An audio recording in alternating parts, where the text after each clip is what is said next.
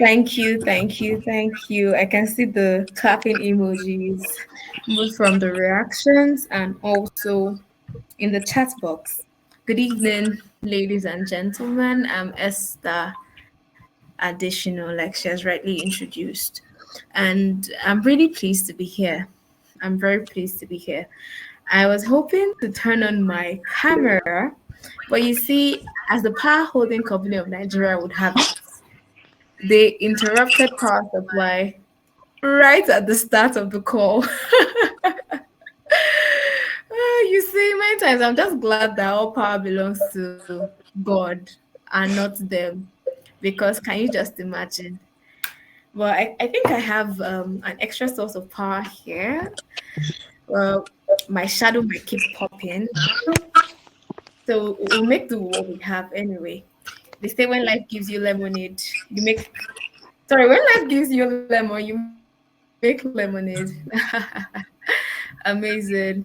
So yes, I'm really excited to be here and to speak about a topic that is really dear to my heart. And let's even leave my heart out of the question.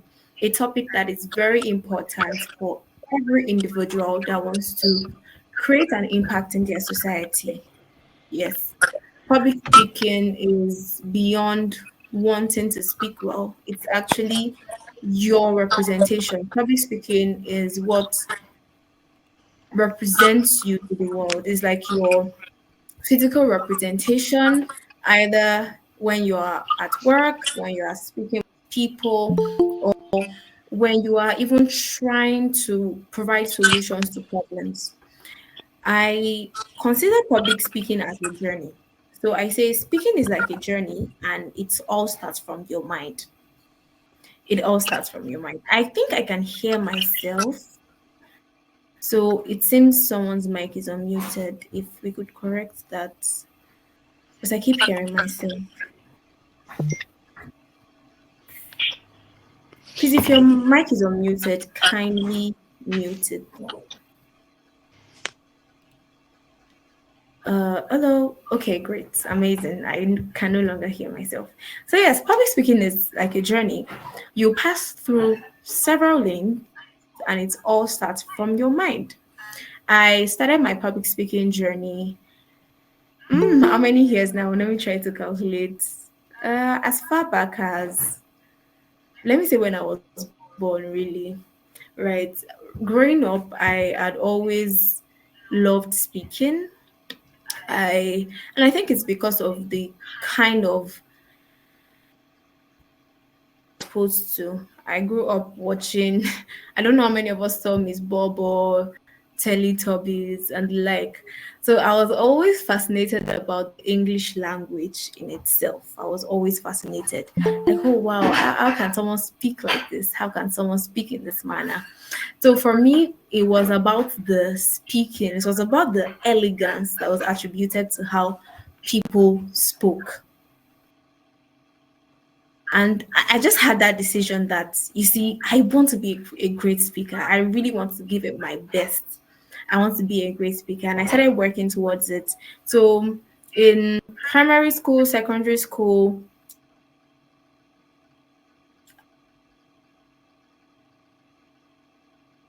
I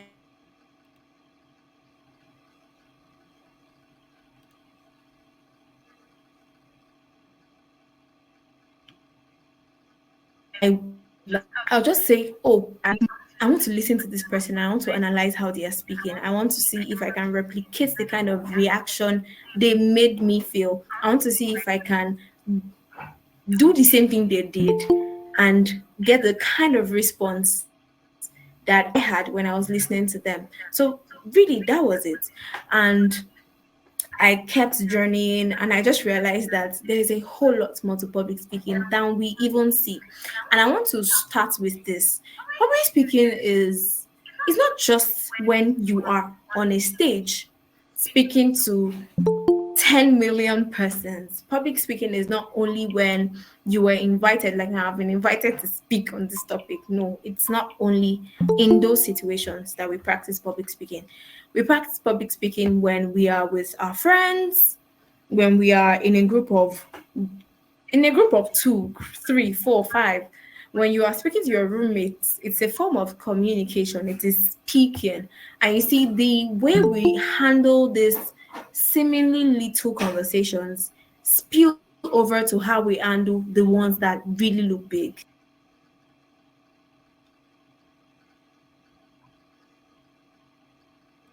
Okay, I had to quickly address something. So yes, the way we handle those seemingly little things go a long way to how we handle the big ones when they finally arrive.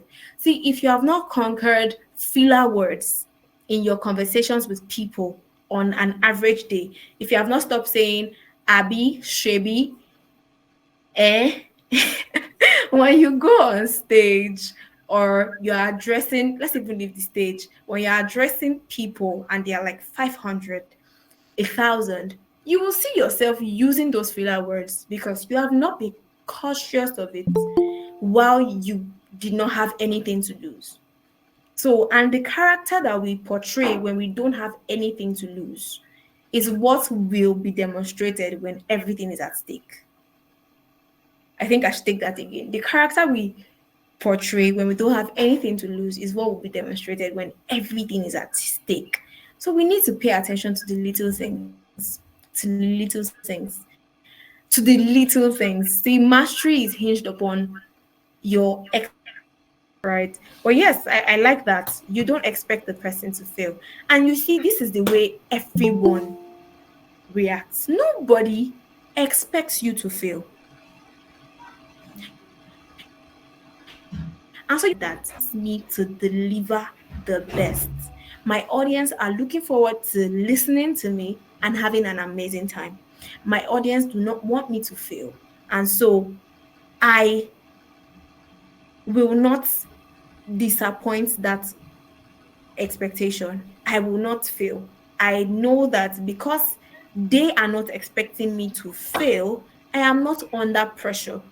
Because there is that pressure that comes with, oh, how the people are expecting me to be perfect. No, they're not expecting you to be perfect. They're expecting you to deliver value for their time. That's like the most important thing. In fact, I think people get more angry when they see that this person is just being all over the stage and is not giving us value for our time. It's just there and saying one thing 1 million times, and we are not even understanding what they are saying. But you see, in cases when they realize that it's stage fright, have you ever been in a crowd and they see that someone is performing poorly and they'll start clapping or just cheering on? I've been in situations like that and the crowd just started cheering on, and before you know it, the person picked up their confidence and was able to deliver. So first, your mindset. Know that the audience is not expecting you to fail. At least that that will bring you to a place of knowledge about what it is you want to share. That's number two. Number three, practice. How well have you practiced? How many times have you committed yourself to understanding what you want to deliver? Now, you see, I said understanding, not cramming. Have you committed time to understanding what you want to deliver? Because this thing is what affects us many times. You know, we say, oh, practice, practice, but many times you have seen practice as cramming or over preparation. In fact, there's this thing, over preparation, where you have crammed the entire script and you don't even leave chances for instance, PHCN decided to show me that they are PHCN at the start of this call. Do you know that if I did not make preparations for that, that was enough to scatter my presentation tonight? But what did I do about it? I made it the common reality of everyone that has lived in Nigeria before.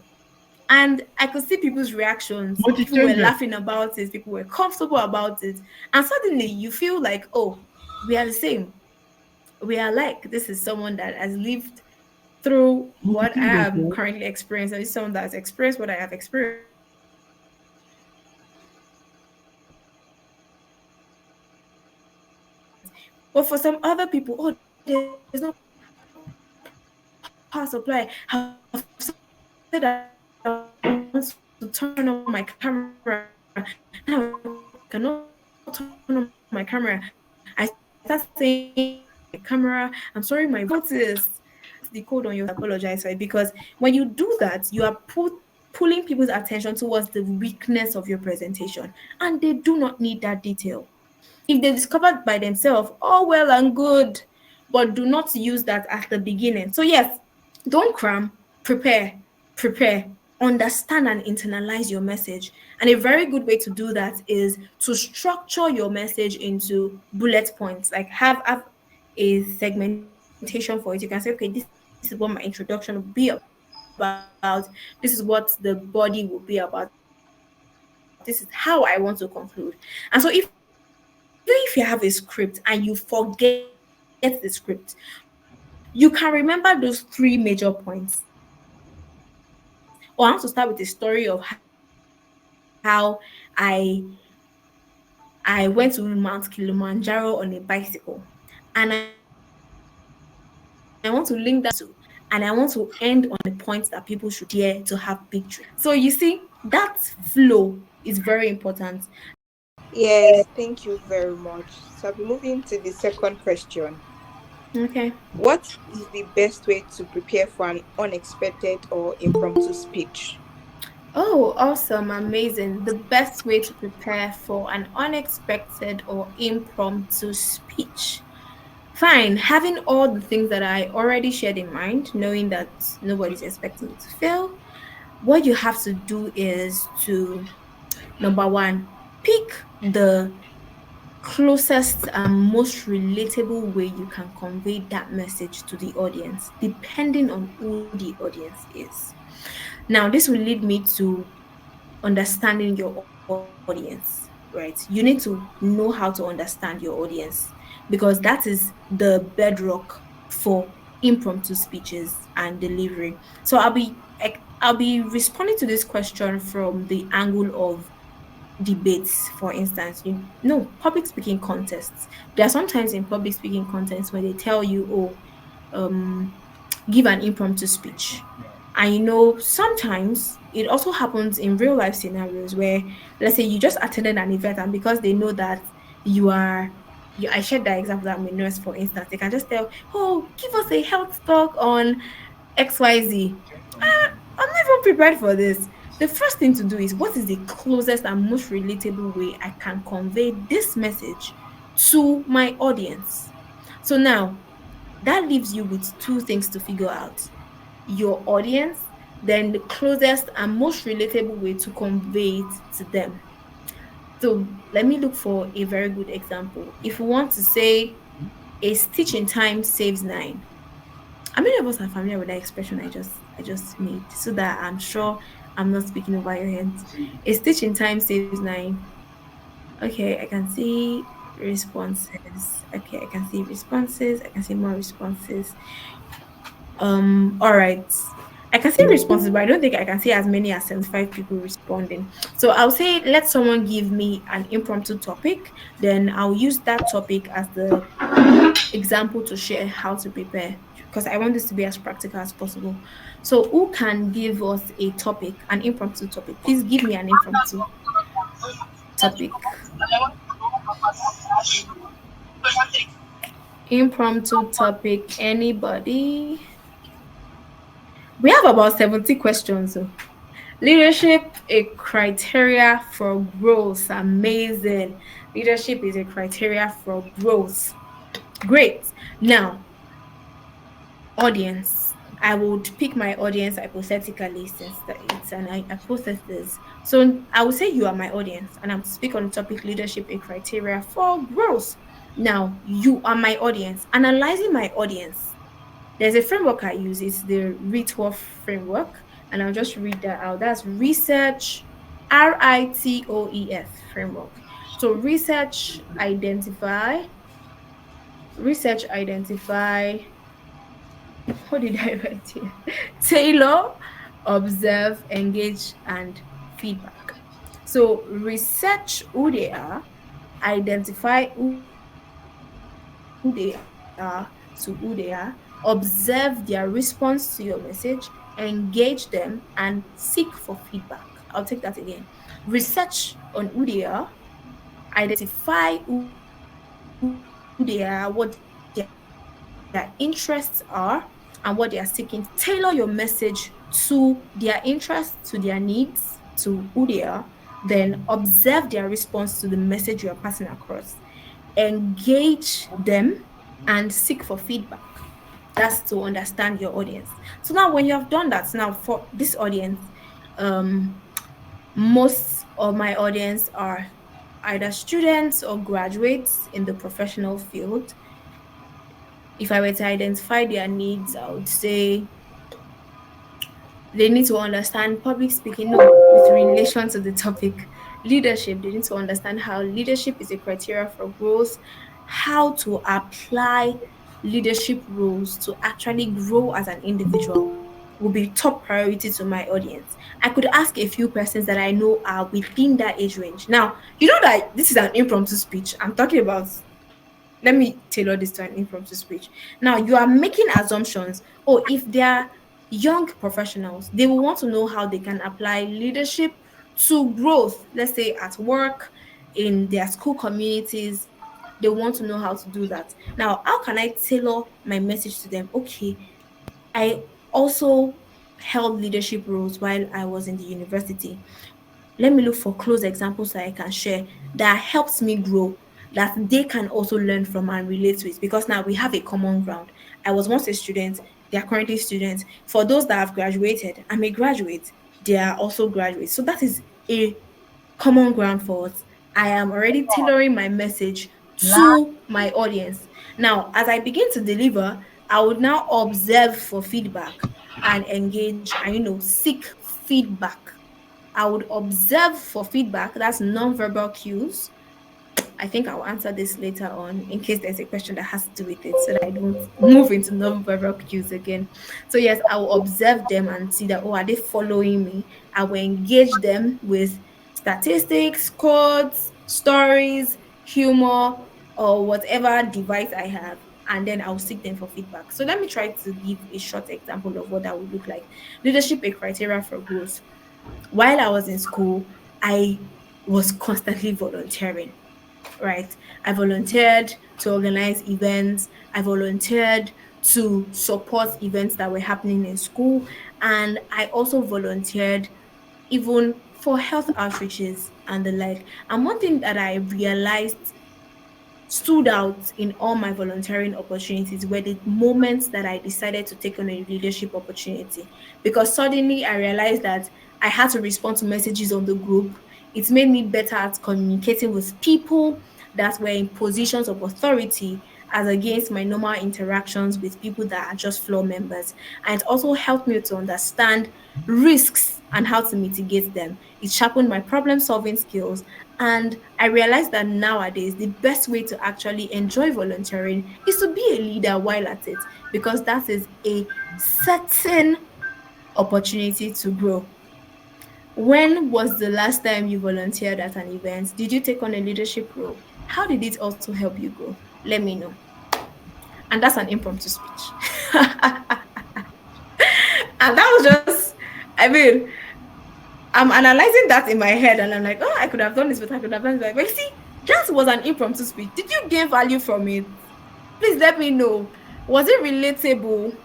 Did you did you follow the process I used to create that speech?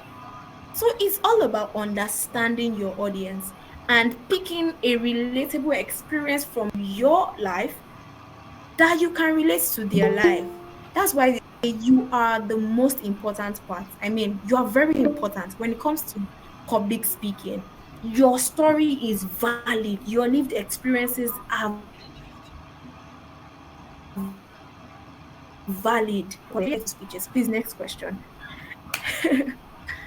Thank you for the beautiful feedback. Thank you so Thank you so much, man. That was so amazing. Thank you so much. That's the next question. When was the last time? Can you share a moment where poor communication cost you something valuable and what you learned from it? I'll take the question again. Can you share a moment when poor communication cost you something valuable and what you learned from it? All right. When poor communication cost me something valuable and what I learned from it. Now, this is a very tricky question because I'm trying to see. the scenarios in my mind, and I'm unable to really pinpoint one. But I think the closest that is coming to mind was one debate several years ago when I was secondary school. And in that debate, the topic was on orthodox medicine is better than traditional medicine. And I was against the notion. So I was supporting traditional medicine, and my juniors were supporting orthodox medicine. So we were in a team, right? I always love to be the middle speaker because I love to destroy whatever claim the main speaker of the other team had proposed. So I'm like, oh, back to what my opponent said. This, that, XYZ, make it all gone. That was my favorite part of debating back in the days. So yes, I was there and I had done a thorough research.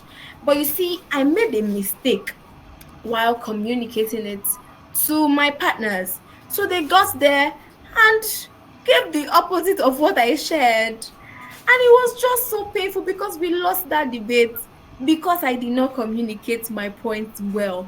Because you know that there is always time for those things. There's a timer for each speaker. So I knew that I could not go back up to speak. So I'm like, say this thing. But the person did not get it, and I did not communicate it well. Most likely because there was pressure, we were rushing, and because of that we lost the debate. You see, till tomorrow I'm always very pained that we lost that debate because it was to our juniors and they taunted us for a while. So this might look like, why am I having this in mind? But you see, that's the only thing that came to my mind. That's the only thing that came to my mind. And another one of such would be, there was a time I had this issue with an exam in school, and that day I missed the exam, right? So I wanted to write the exam again. And I was having issues with, oh, you cannot register again. You have to do it in your final year. Final year, no, I don't have where to put it in my final year. So there was that day I was in school and the VC was passing by. And I really felt like walking up to him. But you see, I developed cold feet and I did not walk up to him. And you see, at every instance that I remembered that I had not written that exam, I always beat myself up that I had the opportunity to speak with the VC and I did not because I was shy, because I was afraid. I mean, till now, I don't know if his answer would have been a yes or a no. Why? I did not try. So that poor communication cost me that opportunity to know if or not I could have convinced him. So yes, that's the closest thing on my mind. Wow. Wow, it really shows that communication is really crucial for our growth and to just get everything we want. Thank you Yes, so sir. much for that. The Thank you. next question is, for someone who wants to turn public speaking into career or a source of income, where should they start? Oh, amazing. So, where to start is with really refining your skills. If you want to make money from public speaking, you have to be very good at it, that you can't be ignored. You have to be so good, no one can turn you away. And it really starts from little things. How well do you communicate with people around you? Because when you do that well enough, they'll be able to say, wow, you're such a good speaker. Can you come teach other people how to speak? Or I have an event and I feel like the way you relate with me and our other friends, I feel you'll be able to do this. Can you do this for us? When you do that, you do well, they say thank you, they post your pictures, they do all those things. With time, you can build a track record and eventually say, I host events professionally and I'll charge you $10,000 per hour. I could say, what, I've learned this public speaking for an extensive period of time. I spent 9 years, 10 years of my life learning public speaking. And so, if you also want to refine your speaking skills, register for my masterclass, all those things. So, there are different pathways to earn money from public speaking, but it comes down to, what do you really know about it? Are you so good at it? So, you could become a voice-over artist, you could become a professional master of ceremonies, you could also decide to, you could do jingles, adverts, all those things. You could become an on-air personnel. Yes, there are several options, really. There are several options, but you have to get it right. Master the art, follow the people that are currently monetizing it so that you understand how the market is, right? So that you understand how things are. and know the right steps to take. So that would be my advice to that person. But really, learn, learn, learn, and never stop learning. Thank you so much, Mark. So if you're on this call and you're thinking of making public speaking a source of income, I hope you got value from what she had said. Thank you so much once again. Now, moving on to the next question. What advice do you have for someone who communicates well one on one but freezes in front of a crowd?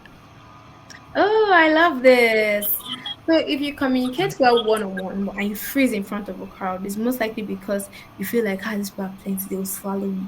Calm down, nobody's swallowing you. And one thing that has helped me so far when it comes to speaking with people, I've spoken to an audience of, I think the highest so far is 1,500 at a go, right? And it was amazing. Trust me, it was really amazing. The feedback was very heartwarming. And one thing that I do, even if did I say 1.5? I think 2,000. Yes, 2,000. Let's say 1.5 to 2,000. Let me just leave it at that range. The thing that I do is to say, you see, everyone in this hall are my friends, and I'll treat them as such. The next question. Yeah. What are the top three habits every aspiring speaker should develop daily? Oh, love it. I'm glad. Wow. These questions have been mind blowing. So when it comes to habits, I'm a really big advocate of habits because habits can change your life. In fact, habits change lives. So if you want to get better at anything at all, make habits out of it, create a routine, and you see yourself high flying in a matter of months or days. Now, I would use a framework that I have for this, particularly when it comes to speaking. There's this 15-60 rule I have. So for 15 minutes every day, for 60 days, if you are starting out with public speaking, do these three things like the question I've asked. Um, First, record a 1 minute audio or video. Record that on any topic of your choice. It could even be telling about your day or answering a question or sharing something that you have learned. Just record that, keep it aside. Right? I'll tell you what to do with that video later. Second habit, learn a new word and the correct pronunciation every day. Learn a new word and the correct pronunciation every single day. Three, watch a TED video, a video from a speaker that you respect, or a Toastmasters video. I mean, you could watch, just go on YouTube and say great speeches of all times. Just watch one of it. Then analyze what the person did in that video, understand what they did in that video, really take your time to analyze it, write it step by step. You could ask GPT and say, okay, I saw this speech online. I want you to analyze it for me and tell me the elements of public speaking that should be emulated from that speech. It will tell you, then say, okay, I want to practice these things. So those are three things I would say. Pick a video either on TED, um, any of the TED videos, a public speaking video, a video of someone that inspires you, like a big speaker that you look forward to becoming like in quotes. So you can listen to the likes of Pastor Samadeh, they speak really well. There's also his name left my mind right now. But please give me examples of speakers that you really look forward to, or people that inspire you to be better speakers. You could just pick a video, one of their videos, listen to it, analyze it. And you see that way you're also building your knowledge bank. It's like two ways. You're building your knowledge bank about, oh yeah, Dr. Miles is an amazing speaker. And you see, if you listen to Dr. Miles every day of your life for 60 days, you'll be hot. You'll be really hot. Mrs. Ibuka Washika, Steve Harvey. See, these are amazing people. When you listen to them, analyze what they shared, and try to practice it the next time you get an opportunity to speak to people. Try to practice what they shared. And that way you're also building your knowledge bank. You are building the knowledge that you have about certain subjects. Let's say you're interested in leadership, you're interested in business, all those things. When you listen to speakers that are prominent authorities in that field, you are building your knowledge bank and you're learning how to deliver. So that is one habit. See those videos. Two, learn a new word and the pronunciation every single day. Then record a 1 minute audio or video and listen to it. Now, I said I wanted to explain. This recording is to help you with vocal clarity. Is to help you with vocal clarity. Let me see if because I tried to put together a list of FAQs on my own, and yeah, new words pronunciation, vocal clarity. Yes, I mentioned that already. So now for the video, you need to do something. Let's say you record a 1 minute video. When you record it, just keep it aside, right? Then the next day, pick that video up. I learned this from Ask Vin. I think everyone should follow Ask Vin on Instagram and consume his videos on YouTube. He's an amazing speaker. He's an amazing speaker. Trust me. He's an amazing speaker and he knows so much about public speaking. I am typing his handle so that you can just follow him. So he recommended this thing that I'm going to share. And I believe that when you do this consistently for, let's say, 60 days, even if it's only 30 days out of the 60, you're able to do this, it's really going to help you. So record a video for 1 minute, then leave it aside, pick it up the next day. Now you're leaving it aside because if you listen to that thing immediately, you murder yourself and say you're not good at it. You say no. My public speaking terrible. My this is terrible. No, just leave it alone. Then pick it the next day and say, and now you listen to it without the phone. So let's say I recorded on this device. I'll take this device, keep it aside, play it, and listen to myself. What you're trying to listen for is vocal clarity. How clear are you when you speak? How clear are you? Then, when you do that, just listen and say, okay, I've listened. No problem. Note the areas that were not clear, note the areas that were confusing, note the areas that could be better. So, three questions. How can it be clear? Sorry, what was clear? What was confusing? What can be better? Those three questions. Ask yourself. Then pick up the device again, mute the volume, and watch your reactions. Now, this leads me to non-verbal cues because you see, communication is not just verbal. Communication is as much non-verbal as it is verbal. In fact, many times, more often than not, even your non-verbal cues communicate a whole lot more than what you are saying. Your reaction, your demeanor, your posture, the energy people can see from the way you are talking about this topic will go a long way to influence them more than what you are actually saying. Imagine that all through this conversation, I've just been, yes, so when you want to speak, the thing that you have to do is that you have to understand. Yes. You see, I'm even trying hard not to read, not to add non-verbal cues.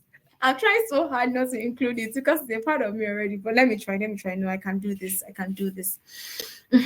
So you watch that video. So when you now watch the video, you will try to see whether your movement is corresponding to the things that you are saying.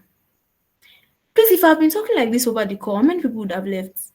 I think it will be just me and Precious for courtesy's sake, because I mean she's moderating the session. She cannot just leave me hanging.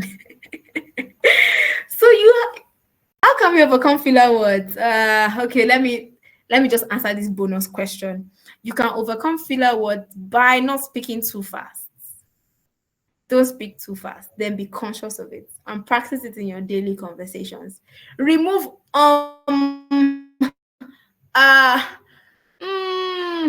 shebi, abi, there are lots of them. In fact, sometimes so can be a filler word. When you're saying something, you have said so 1 million times, or you have said actually 1 million times, it can be a filler word, despite that it's an English word. So yes, when you're watching that video, look out for your expressions, and say, what I am saying, is it correlating to the way my face looks like, to the way my body is also speaking? So there is your vocal language and your body language, right? So you are trying to check for your body expression when you're watching the video without the volume. Then finally, listen to the video and the audio together and look out for your filler words in this case. Look out for your filler words, look out for grammatical blunders, look out for all these things. And it could even be just a VN, a voice note, and look out for those things. Then you can choose to respond to your friends with voice notes, but you must keep to the rules of everything you are learning. Because, like I said, practice is very important when it comes to speaking. So, when you combine all these habits, learning the new word every day and the pronunciation, listening to speakers, right? Yes, listening to speakers that you understand, that you respect, and you would like to be like them or be like their level of speaking, even if it's not like them exactly. Listen to them, analyze what they are saying, and try to apply. Very important, apply. See, doing is the deepest form of learning. You unlock greater heights, deeper answers, deeper revelations when you actually apply what you are learning. So please apply, practice, practice, practice. Then finally, do that recording and all. Are there apps or software for the new watch a day? Yeah, you can download a dictionary and set a reminder for it to give you new words every day. You could use GPT as well and say, oh, I'm going on a challenge for the next 60 days, and I want you to give me a new word every day that I could learn to improve my vocabulary. And you go on Chrome and type correct pronunciation of, yes, I wrote some words here that I want to see how people can pronounce them. I'll just take two because of time, because I'm supposed to move to the next question. So I think I want someone to pronounce the word HAPHAZ. Let me just type this so that it's faster. I hope you are gaining value for your time. Very important. I just want us to see. Oh, awesome. Thank you for those reactions. I'm grateful and I'm glad you're gaining value. Yes. So, yeah, this word. Who wants to pronounce this word? You can just raise your hand or just unmute your mic. Good. Come again. Afasad. Okay, Hafazad. I can see Adeze. Please go ahead, Adeze. Haphazard. Amazing. Okay, haphazard, haphazard. If you are for haphazard, give a reaction, raise your hand, do anything. If you are for haphazard, I can see a couple of people. If you are for haphazard, give a reaction, raise your hand. Haphazard, give a reaction, raise your hand. Okay, I can see less reactions. So there are no right or wrong answers, right? I'm not saying this because of people that said it, but the correct pronunciation is haphazard. Is haphazard. So it's hap plus hazard. Haphazard. That ph is not functioning as hef in that situation. Now, you wouldn't know if you do not check or if you have not heard someone say it that way. My first time of knowing that that word was not haphazard was not because I even checked the dictionary. It was because I was listening to someone, and it was even in a physical event. So when I'm at physical events, I do this. I listen to the content, but most of all, I listen to the delivery. I watch out for the delivery. I'm very big on observation. So please be keen on observation when you are listening in an event or anything. Listen to what the person is saying and listen to what they are not saying. That is how they are delivering it, the verbal and non-verbal cues they are given. Very important. So that I just heard haphazard. I'm like, haphazard. It's haphazard now. So I went online and I saw it. Wow, haphazard. And there are several words like that. This word, I'll just type it and pronounce it just to save our time. Yes, so this word, Many times you see people say accelerator. Accelerator is accelerator, accelerator, accelerator, not accelerator. ASK. People say ask, ask, ask. Is ask. Is ask, ask. So different things. Same way, VISA is not visa, it's visa, visa, visa.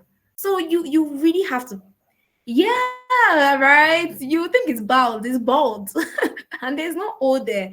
So really pay attention to pronunciation. And the only way you can do this is to be friends with your dictionary or with Chrome. Go there, type British pronunciation of whatever word it is. And when you learn the new pronunciation, be committed to using it in your sentences. Don't just leave it and say, wow, I know it. You don't know it until you use it. So keep using it at any given opportunity. And trust me, you will thank yourself in 2 years. You'll thank yourself even next year. So very important. Next question, please. Thank you so much. Thank you so much. But if you're enjoying this session, kindly send in your reactions. I want you to flood in. I'm waiting for our reactions. Oh, yes. Thank you. Thank you. Thank you. So I'll be moving to the next question so we can save time. What was your Yes. biggest fear when you started public speaking, and how did you overcome it? My biggest fear when I started public speaking. I think for me, my biggest fear was my audience not gaining value for what I was saying. Yes, that was my biggest fear. Because I had listened to speakers where, they've spoken a lot of grammar. I mean, they're speaking grammar that I'm vibrating. And at the end of the day, I'm like, okay, so what did I gain from this session? And I'm unable to name what I gained.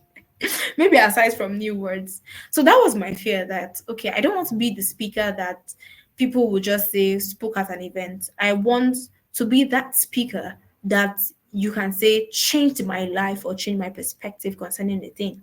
And that led me to ensuring that no matter what it is I'm speaking on, it has to be practical. I don't like things you cannot practice. I don't do things you cannot apply. So whenever I'm speaking, I'm looking for how can they start immediately? How can someone leave this call and begin a public speaking journey?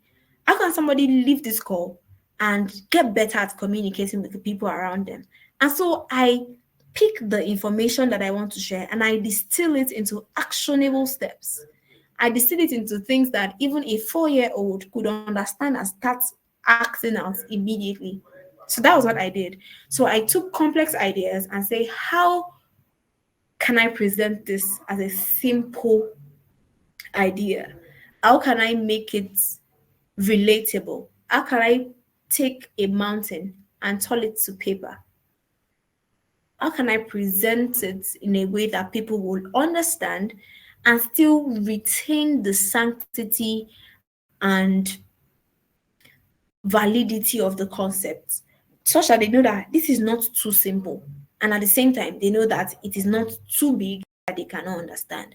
So that was what I did. And so I started listening to people, gaining perspective from how people explain different things. Because you see, you might say, oh, you understand leadership until you hear someone else speak about it. Like, wow, I know leadership, but I've not seen it from this perspective. Until you hear someone speak about different things, and your head is just buzzing. That wow, wow, wow, wow. And then the next time you want to speak, it is your responsibility to now apply that new level of knowledge into how you pass the information across. So yes, that was the biggest fear for me. And I'm still learning day by day how to simplify complex problems into everyday relatable steps. Mm, Thank you so much for that. Now, moving on to the Thank next you. question. I often rehearse my speech before going on stage. But once I get there, Okay. my voice starts shaking like I'm about to cry, even though I'm not shy. What can I do Mm. about this? Oh, your voice starts shaking. When your voice is shaking, I wish I could see this person to ask, does it shake for like the rest of the conversation or just at the start? If it's shaking at the start, it's fine. Just keep going. Just keep going. I've shared a whole lot on confidence. When it comes to confidence, all these things are questions on confidence. And that was like the first question I treated. And I remember talking about, your mindset, knowing that the audience doesn't want you to fail, your knowledge bank. I think I was stressed on this. Then practice. Okay, this person does not have the issue with practicing. Their voice just shakes. When your voice is shaking, pace yourself. Don't take it all at once. Just try to calm down. Nervous. I was nervous before this call. I don't look like it right now, but I was. Even the greatest speakers experience stage fright. Stage fright is a gift. Are you shocked? Stage fright is actually a gift. And this is one lesson I learned from the earliest persons that mentored me in public speaking. And it was even an indirect mentorship. There was that day, and I said, oh, sometimes I get scared before I get on stage. He said, yeah, it's normal. It shows that you respect your audience. You respect them so much, you don't want to waste their time. So stage fright is a gift. So for you to have prepared so much, right? Just know that you are ready, you have prepared for that moment and deliver your message. You might start out shaky, but you see the energy you put in it will carry you to where you want to go. Keep going till you find your balance and till you are able to reach your finish line. Many times we zone out and give up because, oh, my voice is shaking now. How do I reach the end of this line? Keep going till you reach the end of the line. Keep saying it with the shaky voice. Keep saying it until you reach the end of the line. Because it is the more you practice, the more you shake, that will help you not to shake. So the more you keep shaking, eventually you outgrow it. Trust me. That should not now deter you from speaking. Then, like I said, your knowledge bank. Be very intentional about building your knowledge about a thing. For instance, for people that know how to really cook jollof rice, if I invite you to teach 200 women how to cook jollof rice, your voice might not shake because if I your dreams you can cook jollof rice. Do you understand? There are people like that in their dreams they can cook jollof rice for you and you eat it and you will not doubt. So yes, just pay attention to all the tips I shared about confidence. Keep doing it until you get better. Okay, thank you so much once again. Thank you so much. It's been such a transformative night and such a renewed mind night. So I'm going to move to the last question. Okay. Can you recommend a physical public speaking class or training? Hmm. Or online classes haven't worked for me and I struggle more in real life situations? Okay. So for this person, I would say, now I don't really know physical classes for public speaking. Since you are following online classes, why not just apply the things that you are learning already?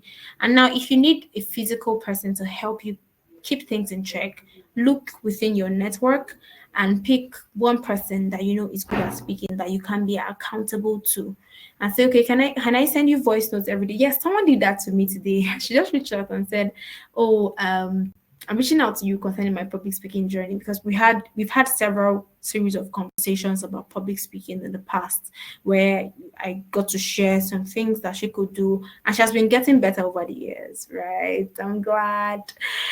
Then she just reached out to me today and say, okay, I'm reaching out concerning my public speaking. I would like to be sending you voice notes every day and I want to just get your feedback on whether it was clear, whether it was confusing, things I could get better at, and I would really appreciate that. I said, okay, fine, no problem. If it's were that we were in the same community, you could say, oh, can I come to your place every weekend and deliver a speech on your topic of choice? I'll prepare for it and I'll come around to do it. So you can just set up that structure. You could also do a mental pairing with your friends if they would be interested, or I believe people on this call will have friends that are interested in things like this.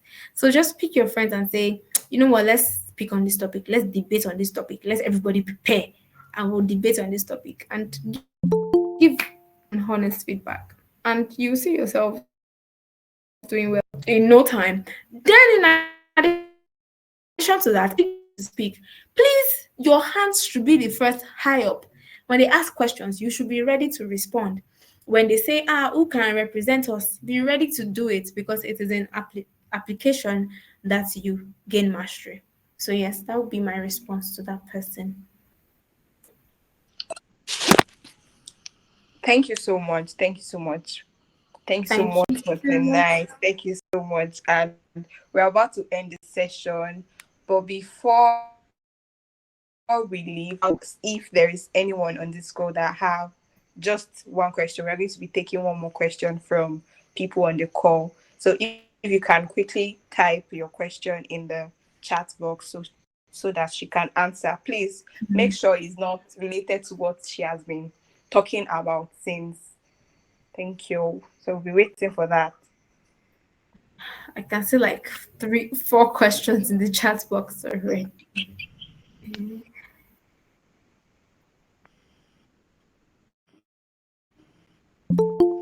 Okay, I would like to just take just one question out of the message you sent in the chat box and then answer, and then we close for today. All right, all right. That would be like I think I'll just merge 2 questions.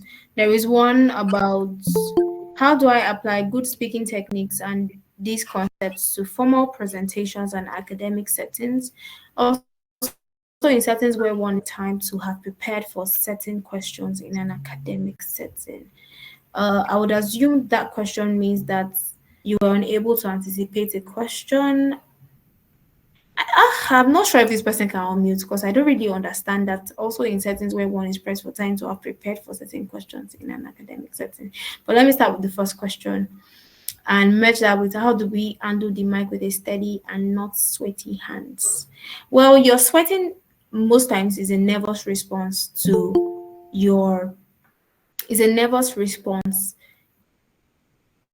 Yes, response most times when you're sweating. Sometimes for me, is that I'll just start feeling I could start having an headache out of the blues. Or I'll start feeling funny in my belly, like, oh, I think my belly hurts. It's nothing, it's just nervousness. It happens, right?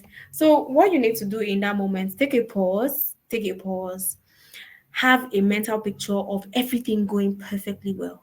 In that period is not when you think that you fall on stage. That period is not when you start thinking that the speakers will not work. That's when you should start picturing that, oh, everyone will clap for you, give you a standing ovation, all those things. You have to just be positive about it, have a positive mindset. If you can call someone and say, I've prepared for this, but then I'm getting nervous, if they could pray with you, just offer you words of encouragement, that's very good. Then to hold the mic, right? And I think I just want to demonstrate that because I realized that many people don't know how to use the mic. And so I have this torch with me. So when you're holding a mic, most times people hold it like this at here and you are speaking. Like this, you have blocked out like part of the receptors. Some people hold it like this. Like this, you'll be scared that the mic will fall sometimes and you're just speaking like this and you're just moving all around. The best way to hold the mic is to hold it here. See the grip? Then you position it close to your mouth until you hear yourself back on the speaker. You're probably not using the mic well. So have a firm grip on it. Have a firm grip on it. And just know that you are prepared for this moment and people are willing. You see, I'm already holding the mic as do it. I'm already holding the touch as though it's a real mic. You're prepared for this moment and people are willing to listen. Go ahead. Or you can't see me, it might be your network. Please check your network. Now for this I think I'll have to take all the other questions personally. You can send me a DM on Instagram or something. I'll just answer the final question I mentioned earlier. A lot of questions have come. Yeah, speaking techniques to formal presentations. Let me share a structure you can use. It's the same thing.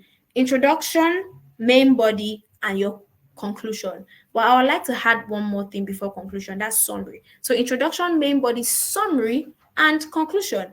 So even if it's your slides, structure them in this manner. Your introduction, the main body of content, your summary, and your conclusion. So your introduction could include your agenda, your learning objectives, because this is an academic setting.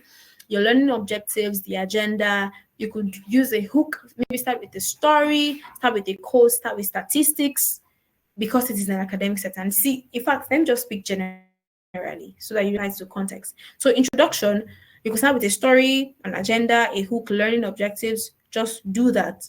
Then your main body of content will contain the idea you want to pass across. It will contain maybe 3 points. 3 points. If it's an academic setting, most importantly, ensure that you minimize everything you want to say to a maximum of 5 points, because you really will not have time, so much time. So a maximum of 5 points, but ideally 3 bullet points is fine. Then that's your main content. That's your main content. You could support this with logical evidence. You could support it with statistics as well. You could support it with personal stories too. Then your summary is like your big idea. Remember, very importantly. And your discussion, you have to, one way or the other, tie it back to that conversation of what you want people to remember. So that summary, share everything you have said and what you want them to take home in that summary. Then conclude. And if there are questions, tell them, oh, do you have any questions? Ask me your questions. And one good thing you can do is to preempt their questions. And now, thank God we have artificial intelligence. If you have a topic, just go ahead. What are the frequently asked questions concerning this topic in an audience of professionals, mid-level professionals? And it will give you a list of those questions. You can even tell it to answer the questions for you. And what you can do is to just adapt those questions, right? Adapt those questions to your specific context, because you don't want to be sounding like a robot at the same time. So all these things are really just dependent on how flexible you are and how willing you are to relate your big idea within specific context. So yes, use introduction, body, summary, and conclusion. It helps a lot. That would be it concerning that question. I hope that answers.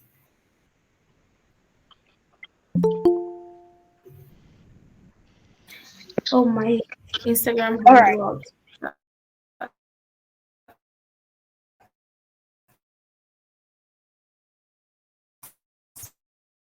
Not as it was going so happy that it did. We want us to take and put this in is nothing. It will be a waste of time for you if you have been on this call for over 1 hour and not going to apply anything you have learned tonight. So, in short, in summary, and in whole, make sure that everything you've written down, you've listened to, and you've understood, make sure you put them into practice this week. In fact, you can start by writing out action tasks tonight and make sure you practice them out. Thank you so much for joining tonight. Thank you for having me. Thank you. I knew this was going to happen. Right. So many questions, little time. Wait, that's why speaking is a lifelong journey.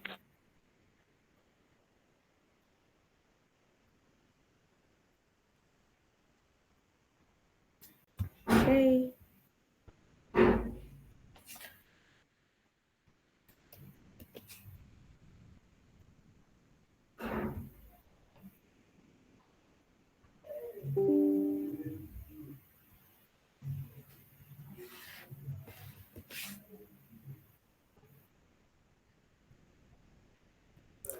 Okay, I can see people saying they wish I could answer more questions.